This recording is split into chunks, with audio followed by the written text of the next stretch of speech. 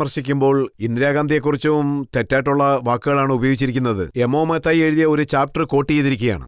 എമോ മത്തായി, ഇത് ജനങ്ങളെല്ലാവരും അറിയാൻ വേണ്ടിയാണ് ഞാൻ പറയുന്നത്. 1959 അദ്ദേഹത്തെ പുറത്താക്കി.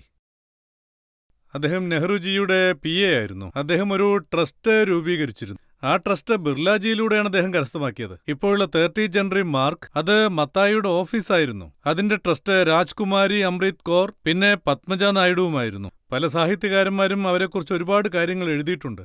പിന്നീട് അഴിമതി കഥകളെക്കുറിച്ച് പാർലമെന്റിൽ സംസാരിക്കുമ്പോൾ 1961 നെഹ്റു ഒരു കമ്മിറ്റി രൂപീകരിക്കുന്നു. അതിൽ വിഷ്ണു പ്രകാശ് ക്യാബിനറ്റ് സെക്രട്ടറി ആവുന്നു. അതോടുകൂടി ആ കമ്മിറ്റി റിപ്പോർട്ടിൽ മത്തായി ബിർളയുടെ നിന്ന് എത്ര പണം വാങ്ങിച്ചിരുന്നു, മത്തായിക്ക് കൊടുത്ത 30 ജനുവരി മാർക്ക്, മത്തായി നിർമ്മിച്ച വീട് എല്ലാം വളരെ സത്യസന്ധമായി ചെയ്തതായിരുന്നു. എല്ലാം തന്നെ ട്രാൻസ്പെറന്റ് ആയിരുന്നു. മത്തായിയേക്കാളും വലുത് വേറൊന്നുമില്ലായിരുന്നു. അതായത് മത്തായി തന്നെ എഴുതിയിട്ടുണ്ട്, ഞാൻ 12 വർഷത്തോളം ഇന്ദിരാജിയുമായി ഹസ്ബൻഡ് വൈഫിനെ പോലെ കഴിഞ്ഞിട്ടുണ്ടെന്ന്.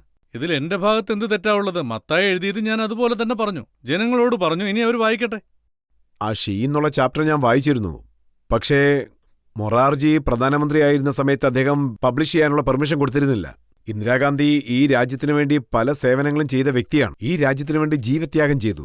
ഏതോ ഒരു വ്യക്തി അവരെക്കുറിച്ച് അങ്ങനെ എഴുതിയതുകൊണ്ട് ഞാൻ ചോദിക്കുന്നത്, മത്തായിക്ക് നിങ്ങൾ ഒരു സത്യസന്ധമായ സർട്ടിഫിക്കറ്റ് കൊടുക്കുന്ന സമയത്ത് മത്തായി നിങ്ങളുടെ ഒരു ഭാഗമായിരുന്നു. അദ്ദേഹം ചെയ്തതെല്ലാം, അതായത് 12 വർഷം നെഹ്റുവിന്റെ PA ആയിരുന്നു അദ്ദേഹം, 1947 തൊട്ട് 1959 വരെ. അങ്ങനെയുള്ള മത്തായി എഴുതുകയാണെങ്കിൽ അതിന് നിങ്ങൾ ഡിഫെൻഡ് ചെയ്യുന്നു. മത്തായി മാത്രമല്ല, ധീരേന്ദ്ര ബ്രഹ്മചാരിയുടെ കഥയുണ്ട്, പിന്നെ ദിനേശ് സിംഗ് ഉണ്ട്. ഇതെല്ലാം കള്ളമാവാൻ സാധ്യതയില്ലല്ലോ. ലളിത് നാരായൺ മിശ്രയുടെ കൊലപാതകത്തെ പറ്റിയുണ്ട്. ഇപ്പോഴും സുപ്രീം കോടതിയിൽ കേസ് നടക്കുന്നുണ്ട്. ഈ പുസ്തകം എഴുതിയവരെല്ലാവരും, ഞാനിപ്പോൾ അതിന്റെ ലൈബ്രറി ഉണ്ടാക്കുന്നുണ്ട്. അതിൽ മത്തായിയുടെ പുസ്തകങ്ങൾ മാത്രമല്ല, ദിനേശ് സിംഗിന്റെ പുസ്തകം ഉണ്ടാകും, വീരേന്ദ്ര ബ്രഹ്മചാരിയുടെ പുസ്തകം ഉണ്ടാവും, പിന്നെ ലളിത് നാരായൺ മിശ്രയുടെ പുസ്തകം ഉണ്ടാവും. ഇങ്ങനെ ഒരുപാട് പുസ്തകങ്ങളിൽ ഒരേ കാര്യം വരുമ്പോൾ നിങ്ങൾ പുസ്തകം എഴുതിയവരോട് ചോദിക്കണം, അവരുടെ പേരിൽ FIR ഇടണം. ഞാൻ ആ പുസ്തകത്തിലുള്ള കാര്യങ്ങളാണ് പറയുന്നത്.